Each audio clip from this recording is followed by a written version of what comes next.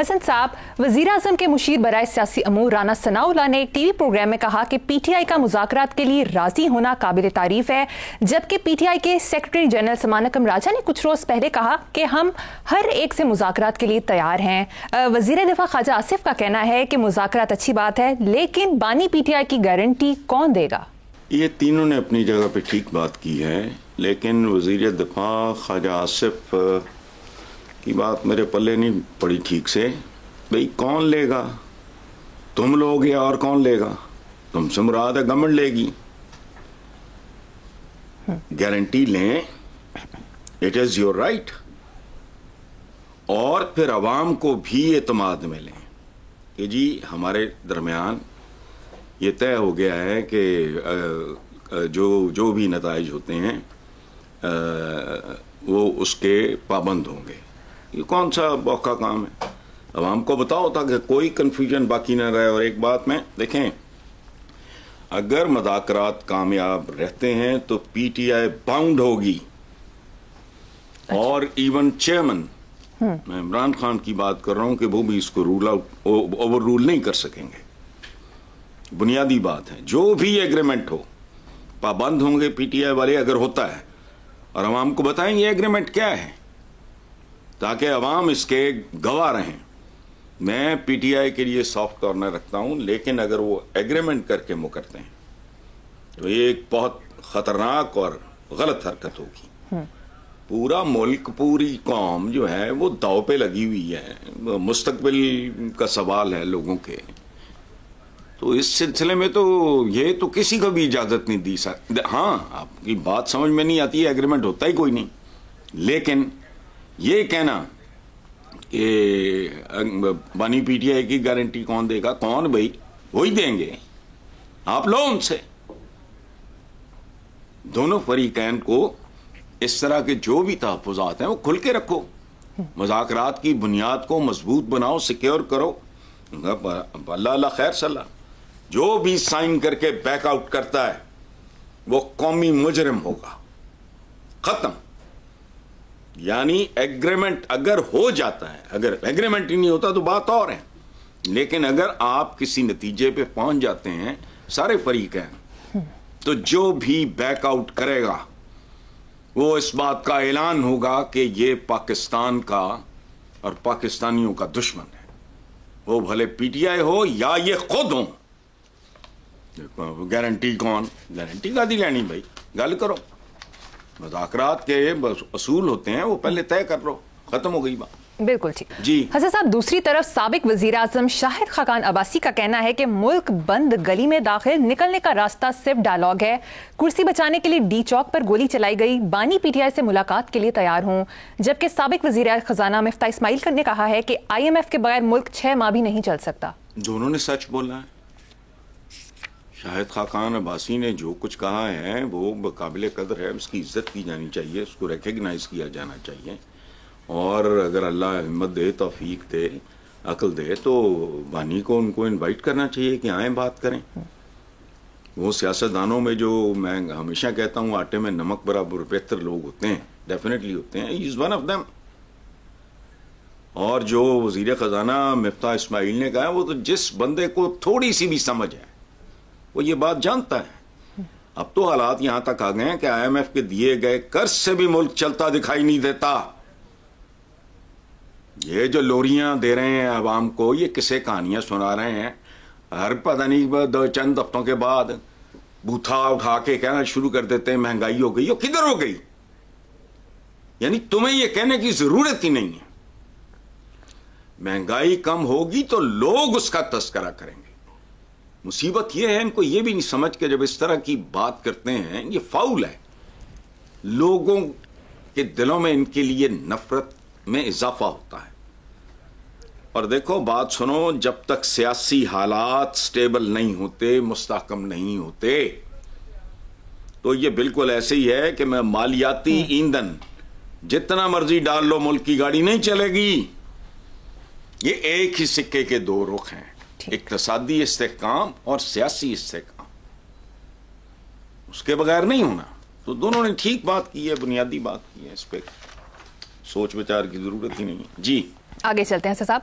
P T I کے رہنما شیر افضل مروت نے ایک ٹی وی انٹرویو میں کہا کہ بانی پی ٹی آئی کا سب سے بڑا دشمن سابق D G I S I فیض حمید تھا جس نے ہمیں نون لیگ اور پیپلز پارٹی سے لڑوایا.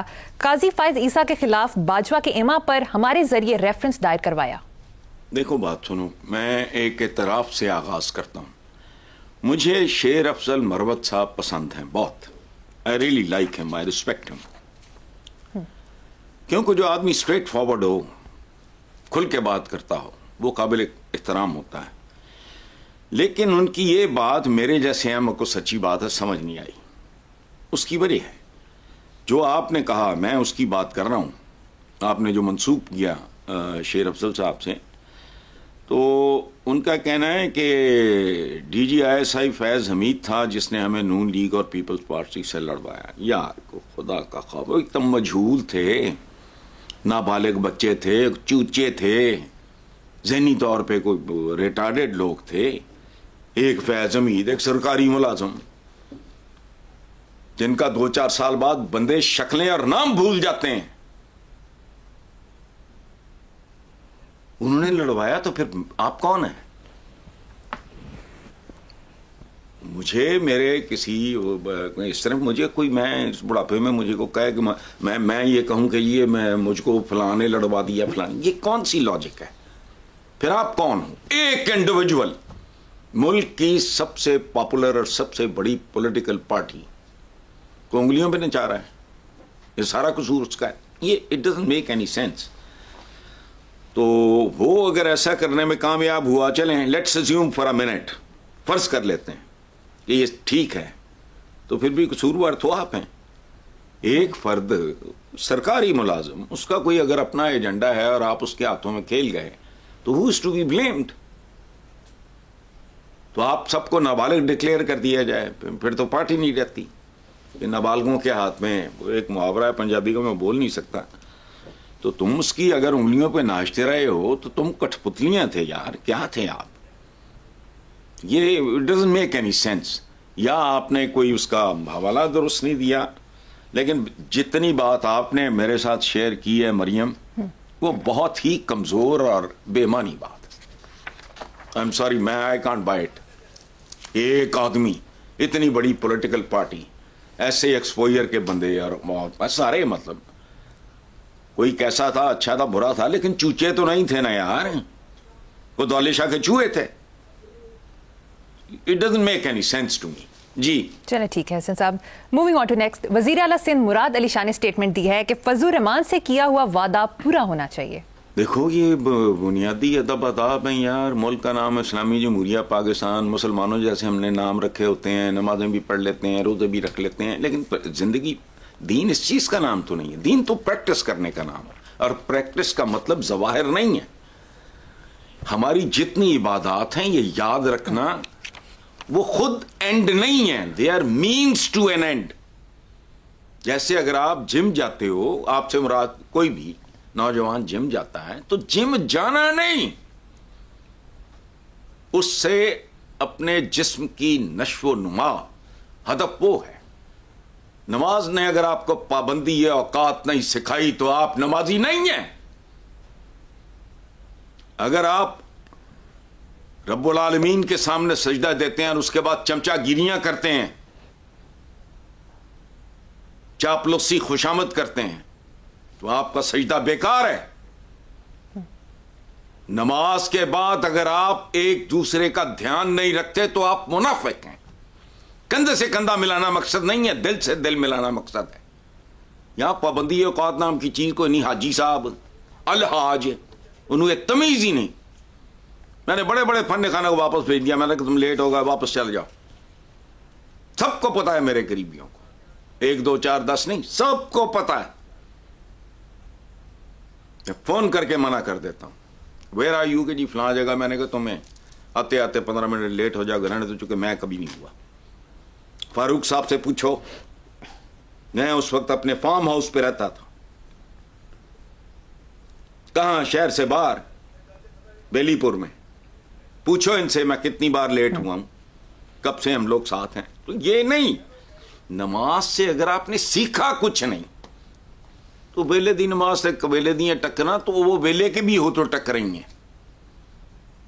اچھا اس لیے وعدہ جو ہے کسی کے ساتھ بھی اگر وفا نہ کیا جائے تو بندہ نیچ ہے, وہ گھٹیا انسان ہے, مسلمان تو دور کی بات. اور اس میں یا تو کوئی بہت بڑا پرابلم, اللہ معاف کرے میں کو بات کرتا ہوں کسی کے ساتھ کہ جی اتنے بجے پہنچنے ہیں, یہ کرنا ہے, تو اللہ معاف کرے مجھے کارڈیک اریسٹ ہو جائے یا میں کوئی اس طرح کی ایمرجنسی ہو جائے, دیٹ از ڈفرنٹ. تو باقی مجھے ان لوگوں سے نفرت ہی اس لیے ہے, میری کوئی آبائی دشمنی نہیں یار سیاستدانوں کی. مجھے کرکٹ پسند نہیں ہے لیکن کرکٹرز اچھے لگتے ہیں, اچھا پرفارم کرتے ہیں تو اچھا لگتا ہے. ہمارے لوگوں کو پسند ہے, ان کو خوشی ملتی ہے, ان کو ایک فخر کا احساس ہوتا ہے, حالانکہ بات فضول ہے یہ, لیکن اس میں پیسہ پوسا بھی ہے. چلو بات سمجھ میں آ گئی. اچھا مجھے اس کلاس سے, اس کمیونٹی سے نفرت اس لیے ہے کہ ان کے نزدیک وعدوں کی کوئی اہمیت نہیں. یہ وعدہ فروش لوگ ہیں. ان کا موٹو ہوتا ہے کہ وہ شعر ہے گھسا پٹا, وہ وعدہ ہی کیا جو وفا ہو گیا. ہمارے زرداری صاحب کا مشہور قول ہے کہ وعدے کو حدیث تو نہیں ہوتے. سبحان اللہ یار, تو حدیثیں بھی ایک بہت زیادہ صائب ہوتی ہیں, مستند ہوتی ہیں, بہت ساری کنٹروورشل بھی ہوتی ہیں, لیکن اس کے باوجود یہ کہنا وعدہ تو پھر بہت اہم ہے. عقل کو ہاتھ مارو, روٹی کپڑا اور مکان کے وعدے کو کم و بیش 58 سال ہو گئے. کدھر؟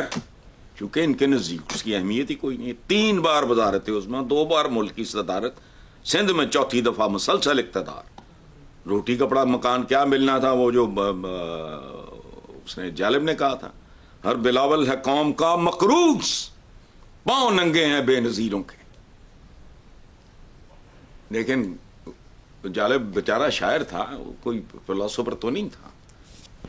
یہ بلاول کے پاؤں, بے نظیر کے پاؤں ننگے نہیں ہوتے, بلاول مقروض نہیں ہوتا, وہ شاعری ہے. لیکن اس کا یہ تپڑ تھا بہت بڑا, جس کی گونج آج بھی سنائی دیتی ہے. تم نے بات کی ہے, مجھے یاد آ گئی وہ بات. تو وعدوں کی ان لوگوں کے نزدیک تو فضل الرحمان تو اس ملک کے سینئر پالیٹیشین ہیں, ان کے ساتھ کیا گیا وعدہ. لیکن جنہوں نے عوام کے ساتھ کیے گئے وعدوں, جنہوں نے آئین, اگر وہ ایک ایسا وعدہ ہے جس پہ عمل نہیں ہوا, کیا ہے کمال ہے. چھوڑو آگے چلتے ہیں.